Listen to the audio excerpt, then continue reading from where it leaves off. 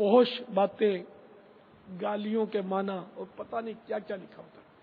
تو یہ بھی سمجھ میں یہی آتا ہے کہ لغات کی کتاب سے بھی وہی استفادہ کرے کہ جو متصلب عالم ہو اور کفریات کی جس کو پہچان ہو. ہر عالم کہلانے والا کفریات کی پہچان رکھے یہ ضروری نہیں ہے. کہلانے والا جو عالم ہے وہ تو ظاہر ہے کہ عالم جب ہے تو اس کو پہچان تو ہوگی، ورنہ وہ عالم کہے گا. وہ کسی قول میں یا کسی بات میں وہ نہ سمجھ پائے، اس کا ذہن کام نہ کرے، بڑوں سے رجوع کرے، وہ ایک الگ بات ہوتی ہے. لیکن کچھ نہ کچھ تو پہچان ہوتی ہے نا، علماء کو تو کافی پہچان ہوتی ہے. بہرحال یہ کہ فتاوی شامی جلد اول صفحہ 107 پر لکھا ہے حرام الفاظ اور کفریہ کلمات کے متعلق علم سیکھنا فرض ہے. تو یہ کتاب جو ہے اس فرض سیکھنے میں کافی آپ کے ممد و معاون ہوگی انشاءاللہ. پورا علم حاصل ہو جائے گا اس کتاب کو پڑھ کر، یہ بھی نہیں کہہ رہا، وہ یہ آپ کو مدد کرے گی اس کے سیکھنے میں. خالی آپ پوپٹ طوطے کی طرح وہ پڑھ لی اور پتہ بھی نہیں کیا لکھا ہے، سمجھے نہیں، تو علم کیا حاصل ہوگا؟ باقاعدہ اس کو سمجھے، بعض باتیں اس میں رٹنی پڑیں گی اور علماء سے پوچھنے پڑیں گے معنی اس کے، کہ ہر بات کی اتنی صراحت اگر دیں تو پھر یہ کتاب پھر کئی جلدوں میں چلی جائے، خلاصہ یا وضاحت کرنے جائیں سب کا. تو اس لیے وہ اس کو پڑھے، کسی عالم سے سمجھے پڑھ کر. بہت فائدہ مند ہے یہ کتاب انشاءاللہ، ایمان کی حفاظت کا بہترین قلعہ ثابت ہوگی انشاءاللہ عز و جل. تو بہرحال یہ کہ موجودہ یہ رسائل اور یہ اس طرح کی ناولیں اور ڈائجسٹیں اور یہ بہت خطرناک ہے. ان میں کفریات سے بھرپور، اکثر کفریات سے بھرپور ہوتے ہیں. آپ بولیں گے نہیں کفریات نہیں ہوتے تو بھائی تم کو شناخت نہیں ہے اس لیے تم کہتے ہو کفریات نہیں ہوتے. ظاہر ہے وہ اگلا تو یہی کہے گا اس میں کہاں کفریات ہے، نہیں ہے، ہم نے پڑھی ہے پوری. تو یہ اس کی جہالت ہے جس کی وجہ سے یہ کہہ رہا ہے. اس کو بیچارے کو کفریات کی شناخت یا معرفت ہی حاصل نہیں. گانے بولتے ہیں نا، ہاں گانے کفریات گھر گھر بولے جاتے ہیں اور خوب بجتے ہیں. سمجھ ہوتی تو گانے کفریات کیوں بولتے ہیں؟ اتنے کفریات گانے اتنے. ارے بھائی سر میں کوئی عقل جیسی کوئی چیز ہوتی تو گانے ہی کیوں سنتے ہیں؟ گانے سننا ہی گناہ ہے، اور جو گناہوں میں رات دن پڑا رہے اس کو عقل مند نہیں کہا جاتا.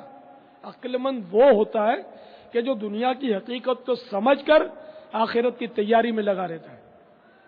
اگرچہ میری یہ باتیں سن کر جن لوگوں کو خوش فہمی ہوتی ہے نا، بہت اپنے آپ کو صحیح اور ہوشیار سمجھتے ہوتے ہیں، کو بہت یعنی کہ وہ ناگوار گزرتی ہوگی، تو ان کا ناگوار گزرنا بھی ان کی بے عقلی کی دلیل ہے.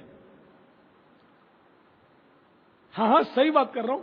جیسے کہ وہ ایک بڑے میاں ڈاکٹر کے پاس آئے، ڈاکٹر صاحب وہ پیٹ میں درد ہوتا رہتا ہے اکثر اور ہاضمہ میرا خراب رہتا ہے. تو ڈاکٹر نے کہا کہ بڑی عمر ہے تو اس میں ظاہر ہے کہ وہ جو اعضاء ہے وہ کمزور ہو جاتے ہیں، تو آپ کے اندر کی مشینری بھی کمزور ہو گئی ہے. تو پھر ڈاکٹر صاحب اکثر درد سر رہتا ہے. تو بابا جی آپ کی عمر کا معاملہ ہے، عمر کا تقاضا ہے. ڈاکٹر صاحب پیٹھ میں بھی تکلیف رہتی ہے. تو بابا جی وہ بس عمر کا تقاضا ہے. اب بابا جی کی کمان چھوٹی، بولا ڈاکٹر ہے کیا جام ہے؟ تو مطلب جو بات بولوں بولا بڑھاپا ہے، بڑھاپا ہے تو سبب بڑھاپا ہے.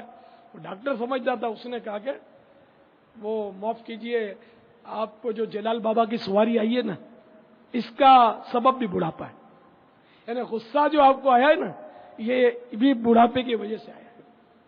تو اسی طرح جس کو میں آخرت کی بات کروں کہ گانے چھوڑ دو، فلمیں چھوڑ دو، گناہ چھوڑ دو، تو اس کو اگر مجھ پر غصہ آتا ہے اور میں یہ کہوں کہ جو گناہ کرتا ہے اس میں عقل نہیں ہے، عقل ہوتی تو وہ اپنی آخرت کی فکر کرتا. انڈرسٹوڈ ہے کہ یہ بچہ بھی جانتا ہے نا، جس کو تھوڑا شعور آ گیا کہ موت ہے، تو جو موت کی تیاری نہیں کرتا، آخرت کی تیاری نہیں کرتا، اس کو میں کیسے عقل مند کہہ دوں؟ اگر وہ اپنے آپ کو عقل مند کہتا اور سمجھتا ہے تو یقین مانے وہ بھی اس کی بے عقلی کی دلیل ہے کہ عقل مند کبھی بھی اپنے آپ کو عقل مند نہیں کہے گا. نہ نیک بندہ اپنے آپ کو نیک بندہ کہے گا. انڈرسٹوڈ ہے. اب آپ کی تو اس کو جو غصہ آئے گا نا، تو یہ غصہ اس کی بے عقلی پر مہر ثابت ہوگی، اس لیے غصہ کرا ہوا ہی نہیں، چپ ہو جائے. قفل مدینہ. اس میں عافیت ہے اور اپنی آخرت کی تیاری کرنی چاہیے.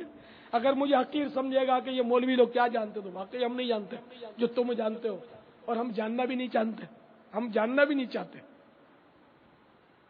تو یہ اگر مجھے حقیر سمجھے گا تو بیچارہ پھر تکبر میں مبتلا ہو جائے گا، اپنے آپ سے حقیر سمجھے گا تو اور بڑی مصیبت گلے پڑے گی، جو کہ یہ بھی ایک بے عقلی ہی کی دلیل ہے. عقل مند وہی ہے جو اپنے ایمان کو بچانے والا ہو، عقل مند وہی ہے جو حسن اعمال والا ہو، عقل مند وہی ہے جو بات بات میں اللہ اور رسول عز و جل و صلی اللہ تعالی علیہ وآلہ وسلم کے احکامات کو دیکھا کرے. عقل مند وہی ہے جو اللہ اور رسول کو راضی کر کے ایمان سلامت لے کر قبر میں داخل ہو گیا. وہ احمقوں کا سردار ہے جو ایمان دنیا پر قربان کر کے معاذ اللہ کفر پر مرا اور قبر میں سانپ بچھو نے جس کو گھیرا. وہ تو بے حکوموں کا سردار تھا، اس نے کیا کر ڈالا؟ پرواہ نہیں کی ایمان جانے کی. کفریہ چٹکلے بولتا رہا، کفریہ گانے گنگناتا رہا، کفریات بکتا رہا.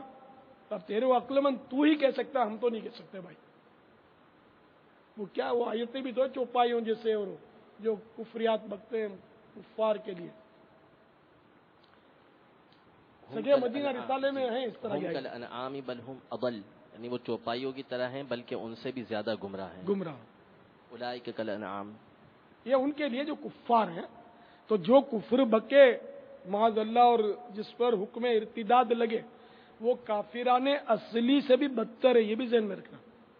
بھلے مسلمان لگتا ہے اپنے کو، بھلے اس نے پیشانی پر چھامبا لگا دیا، شامی کباب اگر بالفرض بنا دیا ہے رگڑ رگڑ کر، اور اگر نعوذ باللہ ہے مرتد تو پھر یہ پیشانی کا نشان اس کو قیامت کے دن کام نہیں آئے گا.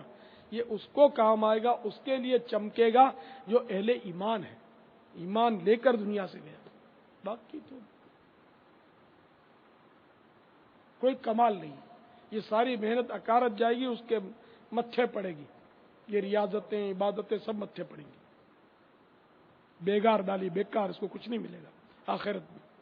تو اللہ تعالی ہم سب کا ایمان سلامت رکھے اور ہمیں حقیقی معنوں میں عقل مند بنائے کہ عقل ہی تو کھوٹے کھرے کی پرکھ کرتی ہے، اچھے برے کی تمیز عقل ہی تو کرتی ہے. تو یہ عقل کون سی ہے کہ جو مطلب ہے نا کہ برے کو پاس کر رہی ہے، برے کو اپنا رہی ہے اور اچھے کو ریفیوز کر رہی ہے. یہ عقل تو نہیں ہو سکتی. تو بچہ ہوتا ہے کہ اس کے سامنے انگارہ بھی ڈال دو تو چمکدار انگارہ دے کر ہاتھ مار دے گا، پھر اواں کر کے روئے گا. تو واقعی بچے کے بارے میں بولیں کہ بیچارے میں عقل نہیں ہے. بڑا کبھی بھی انگارے کو ہاتھ میں نہیں پکڑے گا کیونکہ وہ عقل مند ہے. تو یہ کون سا ایک ایسا عقل مند ہے جو کبھی سانپ اٹھاتا ہے، کبھی بچھو پکڑ کر اپنے اوپر ڈالتا ہے، کبھی آگ اپنے اوپر برساتا ہے. ظاہر ہے جو فلمیں ڈرامے دیکھتے ہیں، گانے باجے سنتے ہیں، کفریات معاذ اللہ بکتے ہیں، جھوٹ بولتے ہیں، گالیاں بکتے ہیں، غیبت کرتے ہیں، چغل خوری کرتے ہیں، تو اس طرح کے جو لوگ گناہوں میں ملوث ہیں، نمازیں نہیں پڑھتے، تو وہ اپنے اوپر آگ تو انڈیل رہے ہیں، آگ انڈیل رہے ہیں، سانپ اپنے اوپر پال رہے ہیں، اپنے لیے بچھو اپنے لیے سنبھال کے رکھ رہے ہیں. تو ان کو عقل مند کون کہے گا؟ کبھی بھی کوئی نہیں کہے گا. یہ اپنے آپ کو کہیں یا ان جیسے جو ہوں ٹھیک ہے، ان کو عقل مند کہتے رہے، میں تو کیسے کہہ دوں یہ عقل مند ہے. امید ہے میری بات سمجھ میں آ گئی ہوگی. یہ ایک سمجھانے کا انداز ہے، ورنہ دنیاوی طور پر تو خیر عرف میں تو عقل مند کہتے ہی ہیں بھائی بڑا ہوشیار ہے، بڑا ذہین ہے کہ اس نے پورے شہر میں ٹاپ کیا ہے، فلاں ڈگری ہے اس کے بعد، فلاں ملک سے اس نے سندیں حاصل کی ہیں، سرٹیفکیٹس ہیں اس کے بعد. تو عرف عام میں اس کو عقل مند کہتے ہیں. لیکن میری مراد یہ حقیقی عقل مند سے کہ حقیقی عقل مند وہی ہے جو اللہ اور رسول کو راضی کر کے ایمان سلامت لے کر دنیا سے رخصت ہوا اور جنت میں داخلہ پا گیا، وہ عقل مند.